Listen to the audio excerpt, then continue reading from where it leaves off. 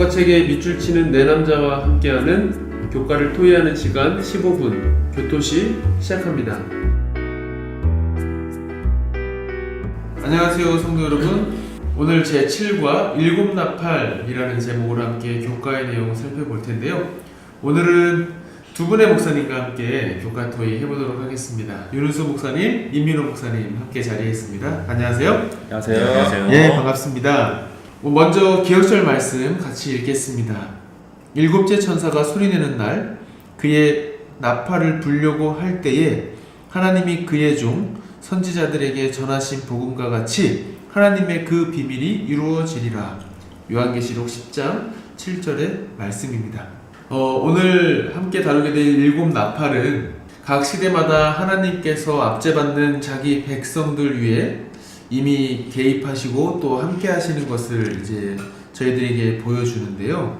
그래서 일곱 나팔의 내용들을 통해서 하나님의 백성들이 겪는 고통, 이런 것들은 절대로 하나님께서 하늘에서 그냥 내버려 두지 않는다, 무심하지 않으신다라는 사실을 저희들 다시 한번 보게 될 텐데요.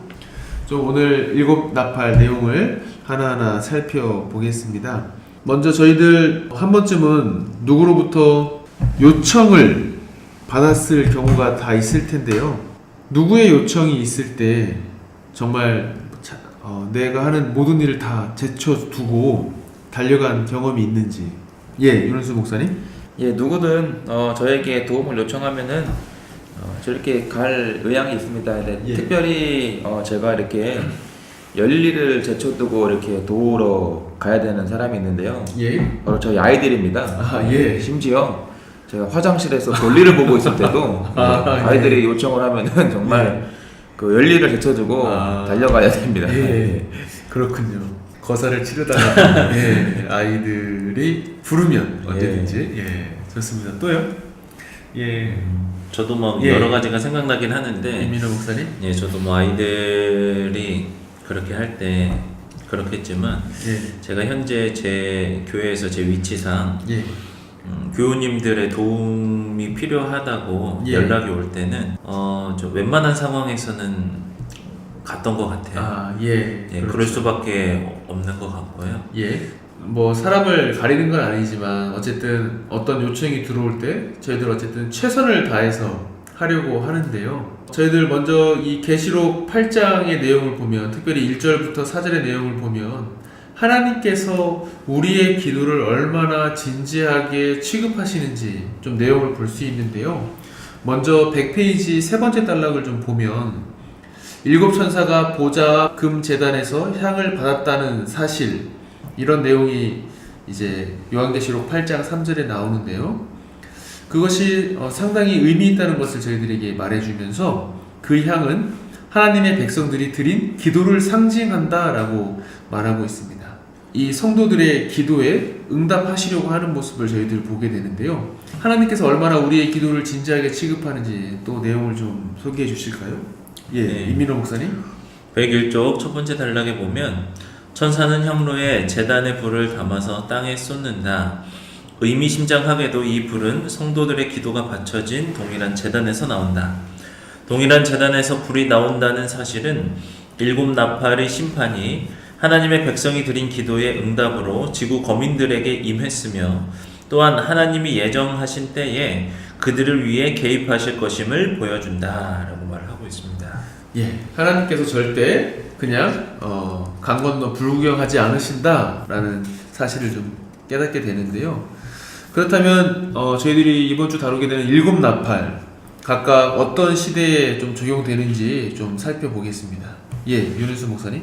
예, 103쪽 첫 번째 단락에 설명이 나와 있는 것을 소개해 드리겠습니다. 일곱 나팔은 일곱 교회와 일곱인이 다뤘던 거의 동일한 시대를 다음과 같이 반영한다. 1. 처음의 두 나팔은 그리스도를 못 받고 초기 교회를 박해했던 나라들, 곧 반역적인 예루살렘과 로마 제국에 대한 심판을 경고한다. 예. 그리고 두 번째는 셋째와 넷째 나팔은 중세 기독교의 배도에 대한 하늘의 심판을 묘사한다. 예.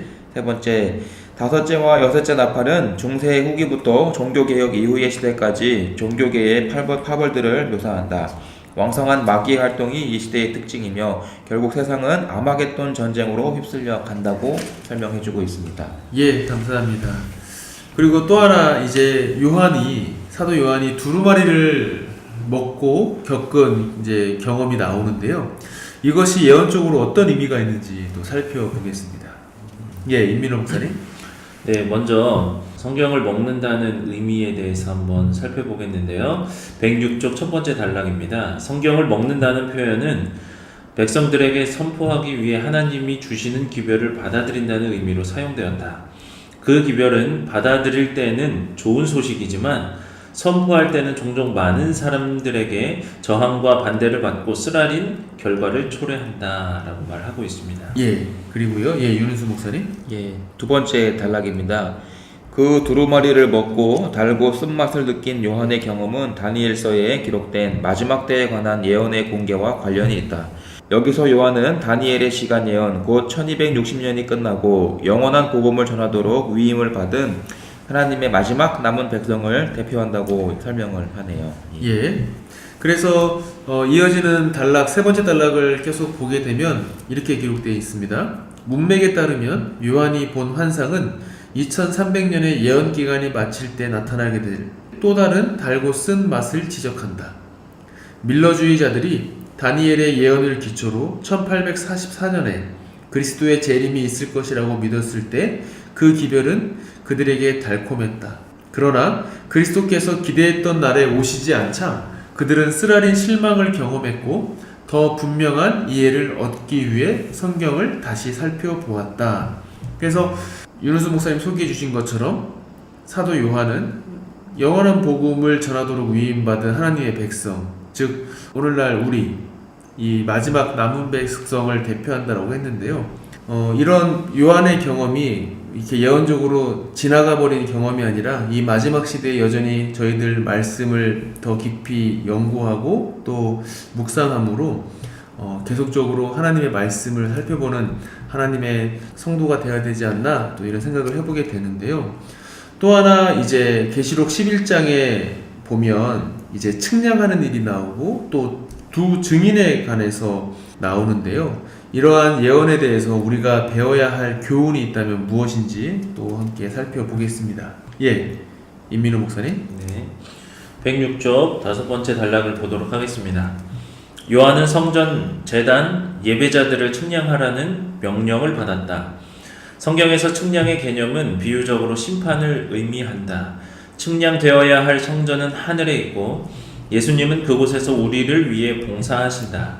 성전과 제단과 예배자들에 대한 언급은 속죄일을 가리킨다. 예, 측량하는 것은 이제 심판을 의미하고 또 성전과 제단과 예배자들에 대한 언급은 속죄일을 가리킨다라고 소개해 주셨고요. 또요. 예, 윤은수 목사님. 예, 107페이지입니다. 이날은 하나님이 자신의 백성들을 심판하는 측량의 날이다. 예. 따라서 요한계시록 11장 1절은 재림 전에 일어날 심판을 언급한다. 이 심판은 전적으로 성전에서 예배하는 자들, 곧 하나님의 백성들에게만 해당된다. 요한계시록 11장 1절에 따르면 하늘 성소 기별은 하나님의 성품을 옹호하는 기별을 포함하여 마지막 시대에 전파될 복음의 중심을 차지하고 있다. 이와 같이 그것은 인류 구원의 유일한 수단인 그리스도의 속죄 사역과 그분의 의와 관련하여 종합적인 차원의 복음 기별을 제시한다라고 설명을. 예, 측량에 대해서 이렇게 설명해 주셨고요. 또 두 증인에 대해서 나오는데 저희들이 아는 것처럼 각각 이제 구약과 신약을 상징한다라고 저희들 이제 많이들 알고 계시는데요. 그래서 108쪽 두 번째 단락을 보면 이렇게 소개합니다. 두 증인은 각각 구약과 신약 성경을 대표한다. 그 둘은 분리될 수 없다. 하나님의 백성은 세상의 온전한 성경의 기별, 즉 하나님의 뜻을 다 전하라고 부름을 받았다라고 소개하고 있고요. 또 두 증인에 대해서 네. 설명해 주실까요? 예, 자, 임민호 목사님. 이어서 보면 세 번째 단락에 그 증인들은 붉은 베옷을 입고 1260일 동안 예언하는 모습으로 그려졌다. 굵은 베옷은 애국의 복장으로서 성경의 진리가 인간의 전통에 의해 가려지고 땅에 묻혔던 힘든 시대를 가리킨다. 예, 그리고요. 예, 윤은수 목사님. 예, 109페이지에 보시면은 첫 번째 단락입니다. 세상이 끝나기 직전에 세상은 성경의 기별이 마지막으로 전 세계에 선포되는 모습을 목격할 것이다. 이 마지막 기별은 마귀의 세력들에 의해 조장된 반대를 불러일으킬 것이며 그들은 이적을 행하여 세상을 미혹하고 하나님의 진실한 증인들에 대항하도록 짐승의 경배자들을 최후의 전쟁터로 몰아갈 것이다 라고 설명을 하고 있습니다. 예, 감사합니다. 오늘 짧았지만 일곱 나팔에 대해서 그 내용들을 좀 쭉 살펴보았는데요. 저희들 지난번에 다루었던 일곱 교회라든지 또 일곱 인이라든지 그리고 일곱 나팔 모두 다 한 가지 공통적인 것은 분명히 역사 속에서 또 그러한 예언이 이루어지는 상황 속에서 분명히 하나님께서 우리와 함께 하셨고 또 인도하신다라는 사실을 좀 다시 한번 보게 됩니다. 교과의 내용을 마무리하면서요. 살아가는 것이 힘들고 또 어려울지라도 계시록 8장 1절부터 4절에서 다루었던 그런 기도 또 그 요한의 쓴 경험 이런 내용들이 오늘날 이 마지막 시대에 여전히 계속되는 우리의 경험이 되면 좋겠습니다. 그래서 우리가 기도하는 백성 또 기도하는 성도 또 말씀을 꾸준히 그리고 계속 깊이 묵상하고 또 그 말씀을 나누는 하나님의 백성들 성도들 그것이 마지막 시대 우리가 가져야 할 또 귀한 사명이 아닌가 이렇게 생각을 해보게 됩니다. 이상으로 오늘 제7과 일곱 나팔 교과의 내용을 마무리하도록 하겠습니다. 저희 교토씨는 다음 주에도 가장 쉬운 교과 토의 되도록 최선을 다하겠습니다. 고맙습니다.